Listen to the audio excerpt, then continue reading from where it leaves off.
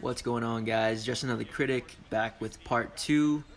And right now we're taking a look at Tua Tagovailoa's game film from the 2019 National Championship against Clemson.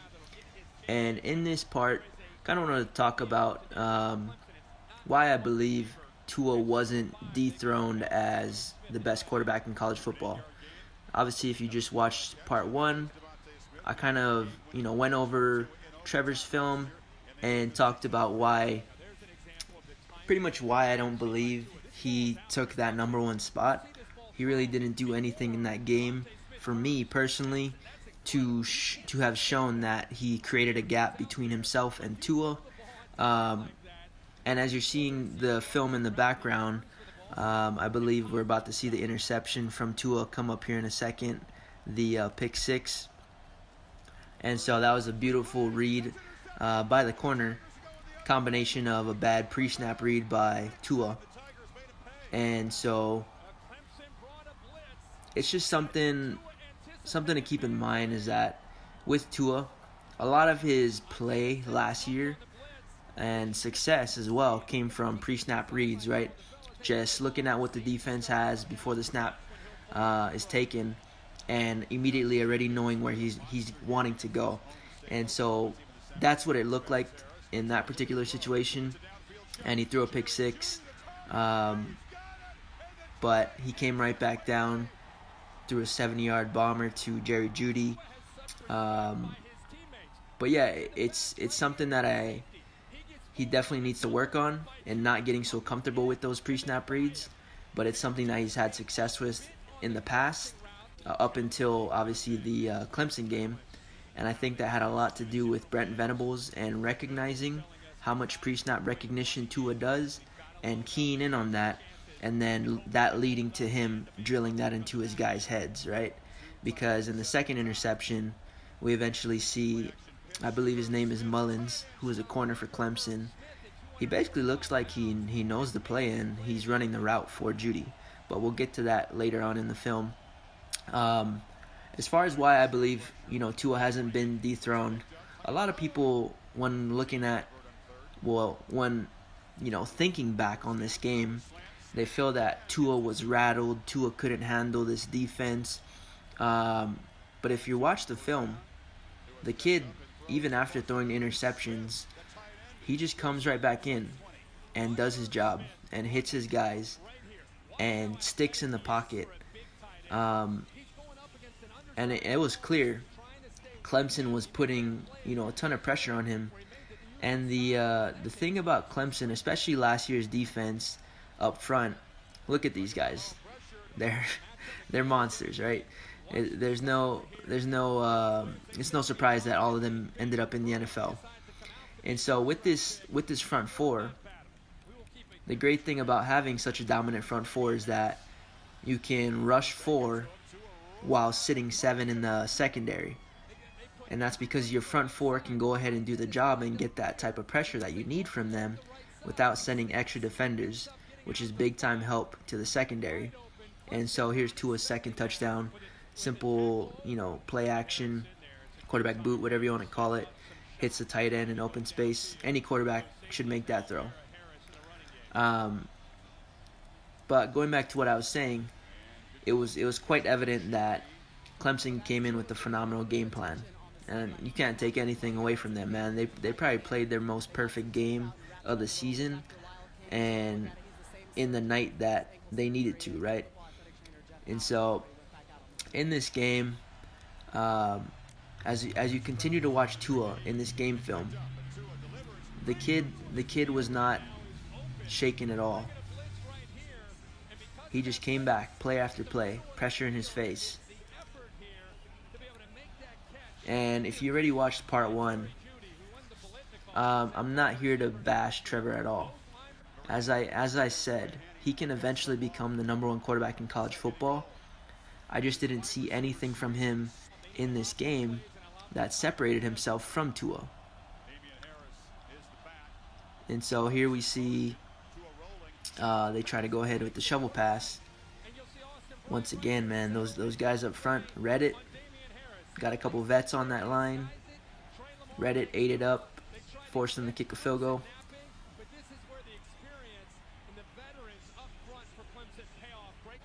They were just dominant for most of the night, and it was a big problem. And then there's the interception, second interception by Tua to, I think his name's Mullen. And if you notice how fast that ball comes out of his hands, once again, he thought he had a coverage. He thought he had the coverage he was looking for. That's why right off the bat he already knew where he wanted to go before even looking. And Mullins dropped out of that zone and left the flats wide open. But Tua had already made his mind up and released that ball.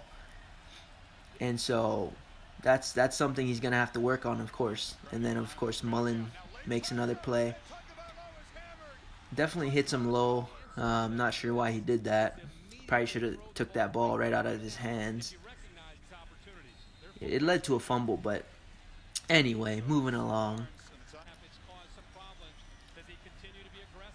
Even though Tua's down, 31-16, this dude's still out here making the throws. Literally. This throw is right where it needs to be, so he can turn and go. David Harris drops it. That stuff doesn't show up on the stat sheet. And so Kirk is kind of talking about Alabama establishing more of the run game so that it'll open up the pass game. But for me personally, if you go back and watch the game, it's hard to establish that run game because it eats up so much clock, right?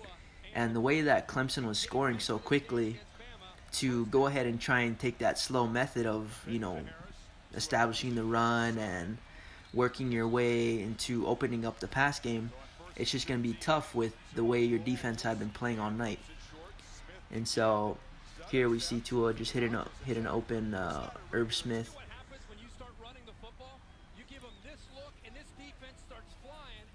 And for me, the biggest thing that went in deciding this game, of course the quarterbacks are gonna play a big part in how a game turns out.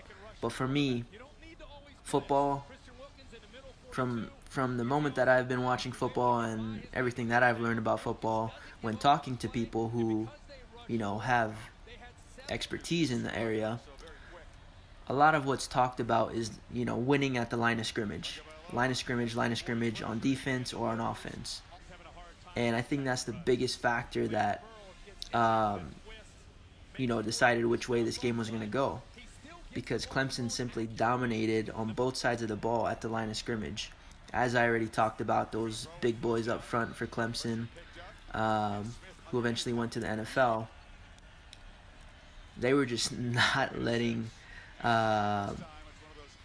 anything really come to fruition for Alabama, especially in the red zone, because Tua was having success, obviously with more space to work with, but once it closed down into the red zone,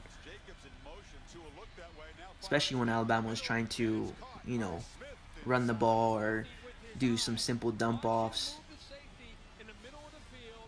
they were just getting killed at the line of scrimmage and couldn't really do what they normally do, because typically when they play other teams, right, they've got that gap of talent, and they just got bigger, stronger, faster dudes. But when you match up with a team like Clemson who can match them in that area, it comes down to coaching. So while they were losing at the line of scrimmage, the offensive coordinator was still trying to run those plays that they typically run when they're winning at the line of scrimmage. So I think it was obviously get a little pass interference here on Judy. It was obviously, a combination of losing at the line of scrimmage, which leads to pressure to your quarterback. But of course, Tua still has to find ways to make plays under pressure, right? And so,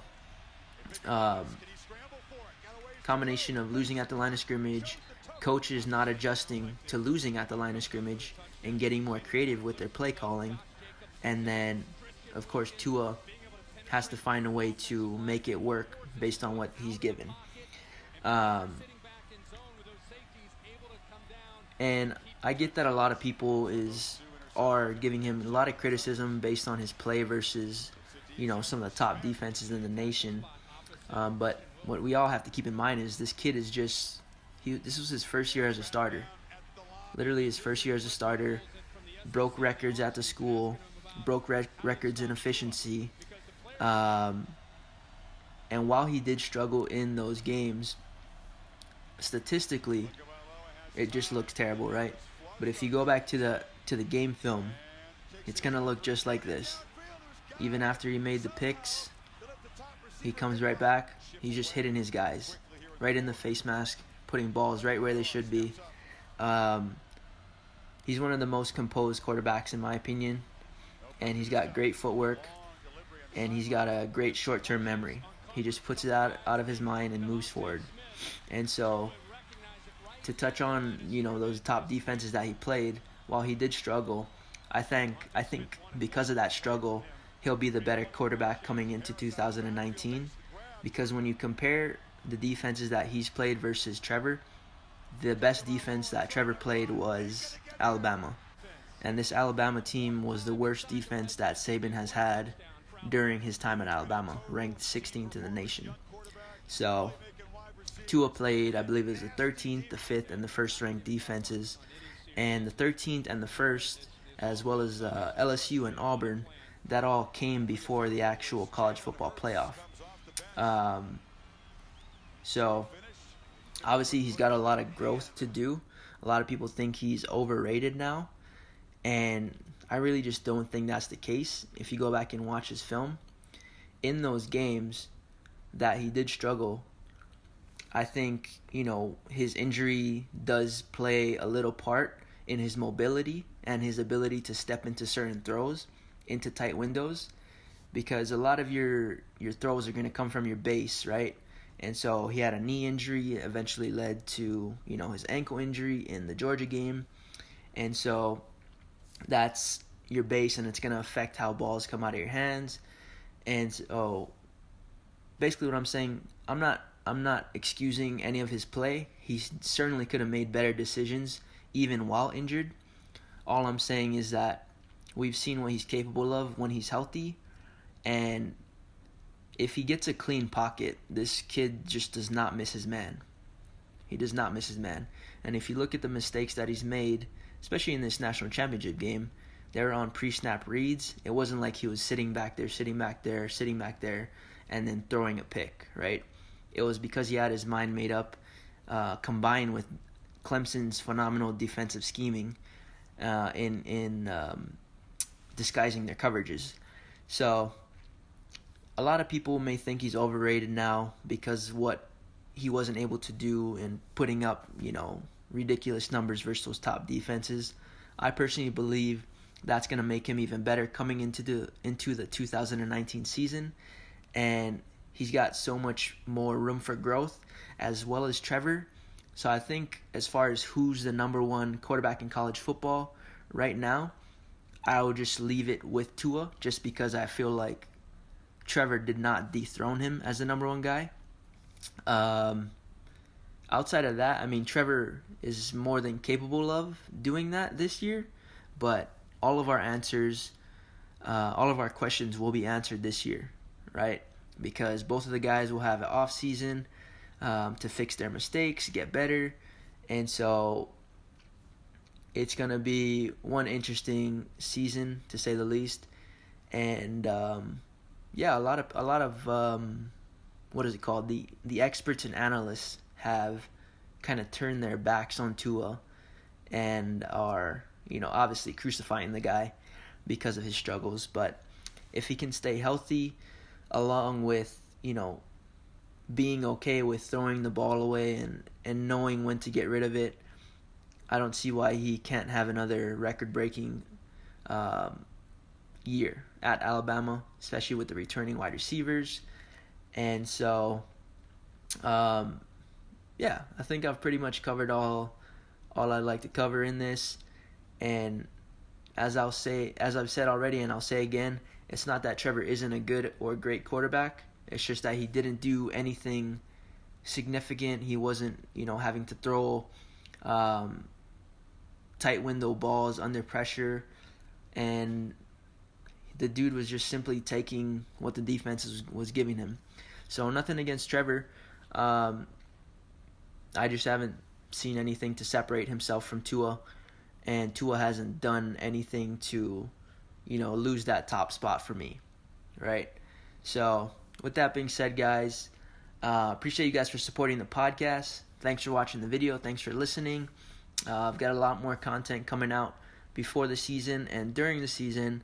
So if you're not already following the podcast, I got the links in the description. And so I'm going to try and upload more onto YouTube as well, so you can get some visuals with that. But yeah, pretty much, we're all set. We're all good. Hope you guys all have a great rest of your day, night, or evening. This is Just Another Critic signing off. Peace.